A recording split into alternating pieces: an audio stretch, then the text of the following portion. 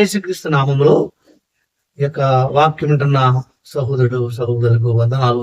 ఈరోజు మనము శరీరానికి రుణస్తులమా అనే అంశం మీద కొన్ని సంగతులు పరిశీలించగా ముందుగా ప్రతి మనిషి తన యొక్క దైనందిన జీవితంలో తన బతుకు జీవితంలో శరీరం మీదే ఆ శరీర విషయాల్లోనే శరీరానికే రుణస్థపడుతున్న పరిస్థితుల్లో చూస్తే లేచిన దగ్గర నుండి మనం చేస్తున్న పనుల్లో మన ఇష్టానుసారంగా శరీరానుసారంగానే ప్రవర్తిస్తున్నామే తప్ప శరీరానికే రుణస్థం అవుతున్నాం తప్ప మన జీవితాన్ని ఇచ్చిన దేవుడికి మన జీవితానికి ఇస్తున్న దేవుడి కోసం మనం రుణస్థపడుతున్నామా మనం ఆలోచిస్తే దేవుడు మన తల పక్కన పెట్టి శరీరానుసారంగానే ప్రవర్తిస్తున్నామే తప్ప మన శరీరం ఎలాగైతే శరీరానికి లోబడే విషయాలే తప్ప అది దేవుడు మనకి సమయం ఇస్తున్నాడు.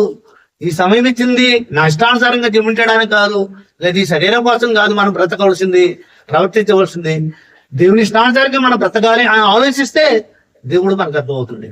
అంత ఆలోచించే సమయం ఈరోజు లేదు కాబట్టి పరుగులు పెడుతున్న ఈ రోజుల్లో ఏదో లోకంలో ఉన్న మనుషులు చూసి ఆడపడుతున్నాడమే తప్ప ఆస్తి విషయంలోను కోట్ల కూడబెట్టడంలోనూ మనిషిని చూసి సమాజాన్ని చూసి పాలవుతున్నాం కానీ మన జీవితంలో అన్ని విషయాల్లో కాపాడుతున్న దేవుడి కోసం మనం ప్రవర్తిస్తున్నాం. ఆ వాక్యం మన ప్రకారంగా మనం ఆలోచిస్తే కాబట్టి బైబిల్లో రాయబడ్డ సందర్భాన్ని మనం చూస్తే అపోస్తుడైన పౌలు రోమిలికి రాస్తూ ఒక అద్భుతమైన మాట రాయబడింది.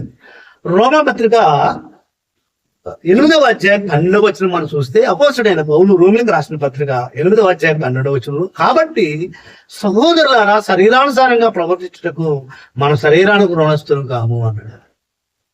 సహోదరులు అంటే క్రీస్తు రక్తులు కడగబడ్డ సంఘము బ్రదర్ అని అంటున్నాం మన ఇంగ్లీష్ లో. బ్రదర్ అంటే సహోదరులు అనగా సంఘానికి చెప్పుకొస్తూ, కాబట్టి సహోదరులారా శరీరానుసారంగా ప్రవర్తించడానికి మనం శరీరానికి రుణస్తులకు కాము చెప్తూ 13వ వచనం అన్నాడు, మీరు శరీరానుసారంగా ప్రవర్తించిన ఎడల సావవలసిన వైద్యులు గాని ఆత్మచేత శరీర క్రియను సంప్రి ఎడల జీవించేదరు. అంటే శరీరానికి మనం రుణస్తులు కాము అంటున్నాడు పౌలు. మనమైతే ఉదయం నుంచి రాత్రి మన దైనందిన జీవితంలో మనమంతా శరీరానుసారంగా ప్రవర్తిస్తున్నాము, శరీరం గురించి ఆలోచిస్తున్నాడు, శరీరాన్ని మనం మెయింటైన్ చేసి ఆలోచిస్తున్నామే తప్ప మన శరీరాన్ని కాపాడుతున్న దేవునికి ఈ శరీరాన్ని జింపు చేసే ఆత్మ విషయంలో మా భక్తి సన్నగిలింది. అందుకని అన్నాడు కాబట్టి సహోదరులారా శరీరానుసారంగా ప్రవర్తించటకు మన శరీరములకు రుణస్తులు కాము అన్నాడు. అంటే మన శరీరానికి రుణస్తులు కాదు ప్రతి మనిషి. శరీరం లోబడవలసిన పని మనకి ఇక్కడ లేదు చెప్తూ 13 అన్నాడు, స్త్రీని శరీరానుసారంగా ప్రవర్తించిన అలా సావవలసిన వారు ఎందురు అన్నాడు. అంటే శరీరానుసారంగా ప్రవర్తిస్తే శస్త్రావం అంటుంది. 13వ వచనంలో రామపత్రిక 8:10 శరీరానుసారంగా ప్రవర్తించిన ఎడల నేను సావవలసిన వారు ఎందురు గాని ఆత్మచేత శరీర క్రియలను చంపి ఎడల జీవించేదారు. అంటే ఆత్మచేత శరీర క్రియలు సంపదైన మనం జీవిస్తున్నాము అన్నాడు. కానీ దీనికి రివర్స్ గా వ్యతిరేకంగా ఎలా ఉంది మన భక్తి జీవితం అంటే ఉదయం నుంచి మన దైనందిన జీవితంలో మన శరీరం ఎలా చెప్తే ఆ శరీరానికి లోబడే మనం పనిచేస్తున్నాం, ఆ శరీరం గురించి మన ఇష్ట ప్రకారంగా మేము ప్రవర్తిస్తున్నాం. కానీ దేవుడి కోసం ఆత్మానుసారంగా మనం జీవించాలా. శరీరాన్ని మనం రుణస్థలం కాదు, బైబిల్ చెప్తుంది, పౌలు గారు రోమపత్రిక చెప్తున్నాడు మన శరీరాన్ని రుణస్థలం కాదు. అలా శరీరానుసారంగా జీవించే సస్తామన్నా మనిషి దాన్ని ఈజీగా తీసుకుంటాడు.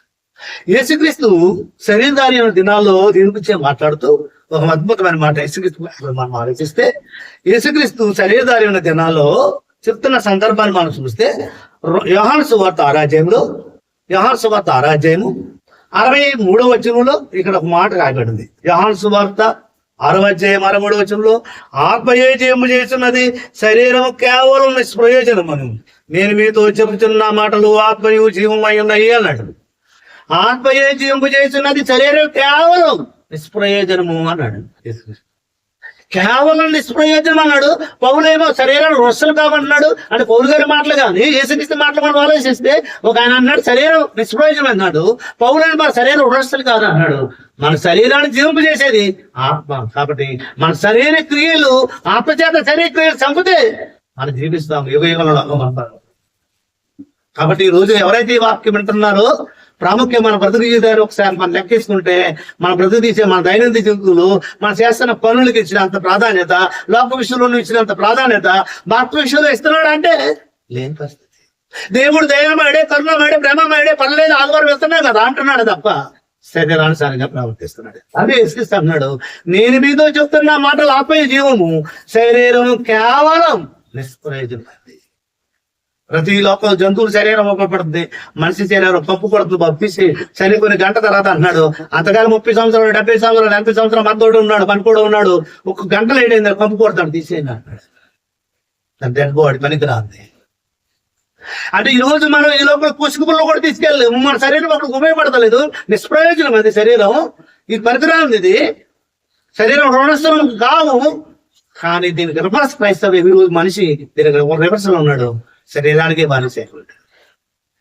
ఒక తాగుడు బానిసైపోయాడు, ఒక సిగరెట్కి బానిసైపోయాడు, ఒక వ్యసనానికి బానిసైపోయాడు, ఒక లోకానికి బానిసైపోయాడు, ఒక డబ్బుకి బానిసైపోతున్నాడు. కానీ దేవుడు వాక్యాన్ని అందుకే అన్నాడు ఆ పౌరుడు, కాబట్టి సహోదరులారా శరీరానుసారంగా ప్రవర్తించే శరీరం రుణస్థలం కాము, కానీ శరీర ఆత్మచేత శరీర క్రియలు చంపినలా మనం జీవిస్తాము.